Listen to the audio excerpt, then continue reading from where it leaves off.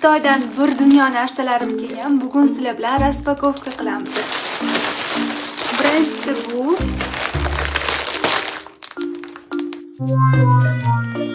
Конечно, men uyim joyim degan xizmat. Bu o'zidan sredstva chiqaradi. Hech qanaqa sredstva sotib olish shart emas. Gubkada одноразовый shunaqa bir dunyo. Menimcha bu bir kelsa kerak.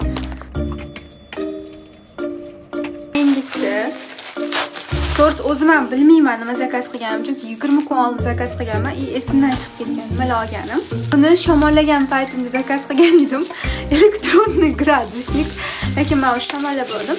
No, kerak bo'lib qoladi. Bu необычныйga yoqib qoluvdi. Shuning uchun zakaz qilganman. Bu bunaqa sigirli. Keyingi narsani ochamiz. Hamma joyda 200 ming, 220 ming sotilayotgan sviter. Bilasizlarmi, bu menga kargosi bilan 80 ming so'mga tushdi. Xuddi o'sha magazinlardagi kачество. Lekin arzonroq. Qo'llari keng. Tuvalet tozalashda davom etamiz. Yana bitta tuvalet tozalaydigan. Buni ichida mana bunaqa zapaslar chiqardi deb bilmadim, shuning uchun отдельно zakaz qilgan edim. Lekin o'zining nasatkasining ichida ham mana bunaqa zapaslari chiqardi. O'zining shotkasi. Buni ochamiz. Buni o'zini devorga yopishtiradigan chiqdi. Mana shotkasi.